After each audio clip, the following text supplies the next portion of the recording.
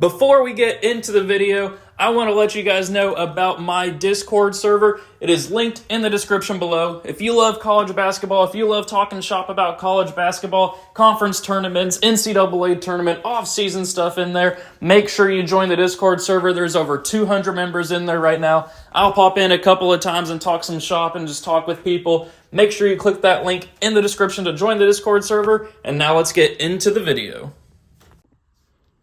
Sup guys, it's Alex here, and welcome to the 2024 Big East Conference Tournament Predictions video. The Big East has given us some fun memories over the course of this season. A lot of surprises, a lot of great teams in this conference, some national title contenders, some bottom dwellers as well, which we'll get into. But if you haven't checked out the SEC and ACC tournament predictions videos, make sure you go check those out. Those have been posted at this point. So after this video or right now, if you want to, feel free to go check those out. But anyway, let's get into kind of taking a look through the Big East season this season based off of these different teams, and then we'll go through the actual conference tournament predictions. But starting off first, we'll kind of go with UConn. Obviously, the top of the class, defending national champions, potential national champions again this year. They're one of the title favorites right now. They've kind of been jumping up and down. Usually they're kind of settling around the number 2 overall seed in the NCAA tournament. They're guaranteed to have a 1 seed in the tournament. It's just at this point a matter of if it's going to be number 1 overall, them or Purdue, or even Houston for that matter. But they are a team, they are definitely the favorite here for they're definitely a team that is the favorite to win the Big East Conference Tournament predictions, or into the Big East Conference Tournament. But will I predict them to actually win the tournament? We'll kind of end up seeing what happens. But then the 2 seed here is Creighton, a team that made the Elite Eight last year before losing to San Diego State. This is a team that has turned it up lately with Alexander and Kalkbrenner kind of leading the charge there, even with Shireman as well. This is a team that has been peaking lately. They've been doing very good, and are a team that had the experience last year making a run. Could they make another run this year? They're showing up in the mock brackets kind of around the 3-4 seed line, somewhere around there. 3 seed Marquette is up next with Tyler Kolek, who's one of the top players in the nation. This is a team that's obviously shown up here as a 3 seed for the actual NCAA tournament. Kind of similar to Creighton, they're showing up as a lot as like a low 2, high 3 type seed for the NCAA tournament. They're a team that in my bracketology videos I've been picking to like win the national championship a couple of times. So we'll kind of end up seeing if they're able to kind of make that deep run this year. But that's a team that really is fully dependent on Tyler Kolek, and if he'll be back in time for the tournament. He's missed the last couple of games. Last I heard, he's supposed to be back for the conference tournament, NCAA tournament, but obviously whether they'll make a deep run will be dependent on if he is back or not. So kind of TBD there. The 4th seed and 5th seed, I'll kind of talk about these 2 teams together in Seton Hall and St. John's, and really the 6th seed in Villanova and 7th seed Providence. So you have kind of these 4, 5, 6, and 7 teams right here, to where all of them are like squarely on the bubble. I think all of these 4 teams kind of are in that 16-team range of the last 4 buys, last 4 in, first 4 out, and next 4 out in the bracketologies. As it stands right now, if I had to guess, I'd say Seton Hall is probably the only one that can be in the tournament as of this moment. Villanova I'd have in my kind of first 4 out, and then St. John's and Providence I'd probably have in my next 4 out. So we'll kind of end up seeing what happens with that, but this tournament will be huge for those teams, especially, really all 4 teams, because Providence and Villanova, wins against Georgetown and DePaul are going to do nothing for them. Those are trap games to where those kind of first-round games can only hurt Providence and Villanova.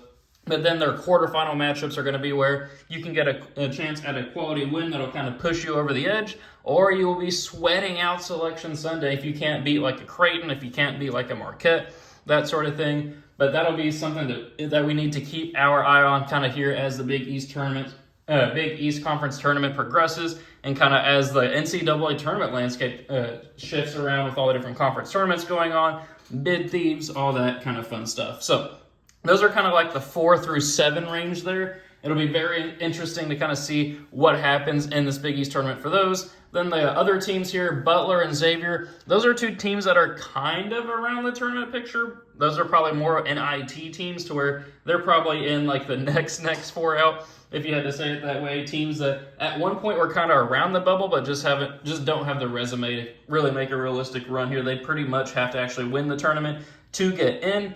But then you have Georgetown and DePaul, the bottom dwellers. I mean, those two teams have absolutely sucked this year. Georgetown at least has gotten a couple of wins here and there, but DePaul I don't think has won a single conference game. I want to say they're like 3-28 or something like that this year. Absolutely terrible. So we'll kind of see what happens if they're able to make even a headway in a game. Like, I'm not even saying win a game, like just be competitive against like a Providence or a Villanova or something like that. So we'll end up seeing how that shakes out. But if you guys are watching at this point in the video, we'll finally kind of go ahead and get these tournament predictions going. And it would be very interesting to see how many of these I can get right. Hopefully I can go 100% right. The Big East Conference is usually one that can absolutely go crazy once things go to Madison Square Garden, which is St. John's home court. We'll end up seeing what happens with that. But kind of starting off here, we'll go with the first round of Butler versus Xavier. I'm actually going to go with Xavier here. I think those two teams played a couple of days ago, and I want to say that Butler might have won that matchup there. Maybe I'm wrong, but I feel like out of the games that I've watched this year, I think Xavier has looked like the better team. Slight 9-8 upset. Those two teams are pretty evenly matched, honestly, but I'm going to go with Xavier to kind of have an upset pick there. The Villanova versus DePaul, obviously you got to go with Villanova there. I mean, you can't pick DePaul to win that matchup. Then you have Providence and Georgetown, kind of same thing. Like, if you're picking Georgetown and win that one, you just have to be a Georgetown fan or you want to watch the world burn. There's no real reason to pick Georgetown or DePaul in the first round there. So that sets up the quarterfinal round here. With our first matchup is UConn and Xavier. I'm sure a lot of people would love to see an upset pick happen there with Xavier to knock out UConn on the first real day of the Big East tournament, but it's not going to happen. UConn will move forward there and handle Xavier, I think, pretty easily, which sets up the huge matchup here of Seton Hall and St. John's. Neither of these two teams can afford to lose this game, honestly, once it comes to actual tournament seeding. But I'm going to go with Seton Hall winning that one. St. John's is just a team that I don't really believe in this year. If you've been watching my bracketologies, I kind of speak on it whenever I kind of do my little bubble watch analysis. I mean, I just don't believe in that team. I do have to admit, they do have a win against UConn, if I remember right. Maybe it's not UConn, but it's one of those top teams in the Big East. But I just don't feel like they're a tournament team this year. I got Seton Hall winning that matchup there. So then the next one is Marquette and Villanova. I think Marquette will easily win that matchup there. I don't think Villanova is going to give them too much trouble. I will go with the Marquette Golden Eagles, especially if Tyler Kolek's back. They should be able to move on there. And then we have Creighton and Providence. Those two teams love to play some close games. I think Providence is going to give Creighton a run for their money. It really sucks that they lost Bryce Hopkins earlier in the season. I feel like if he was here this season, they'd probably be like a 4 seed here in the Big East, maybe pushing a 3 seed. But here they are. They find themselves as the 7 seed, and I think their hopes at an NCAA tournament run are going to kind of come to an end here, and they will fall to the Creighton Blue Jays. So then we have the top 4 seeds moving on. I know it's chalky, but that's just the way that I kind of see it playing out here. I feel like it's just the best. These are the best teams for a reason.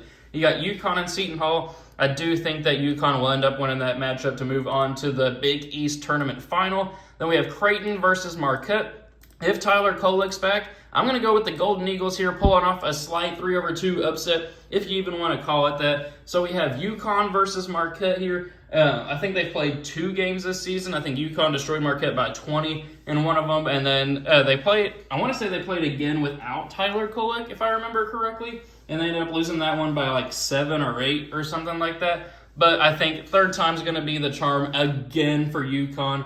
I mean, I just don't think that you can pick Marquette to win that matchup there. I think Marquette is a national title contender, but maybe not to the level here of a UConn. I got UConn winning the Big East Conference tournament based off of these predictions. So, I mean, it's chalky to pick the 1 seed. I know, but they're the 1 seed for a reason. One of the most dominant teams in college basketball right now, defending national champions. I mean, I just don't know how you pick against them at this point. So, There we have it. Those are my predictions for the conference tournament. Let me know your thoughts about my predictions in the comment section below, and let me know your own thoughts in the comment section below, your own predictions. I always kind of like to see what the people are thinking in regards to that. Make sure you hit that like button, hit that subscribe button, turn those post notifications on, join that Discord server, and I will see you all later.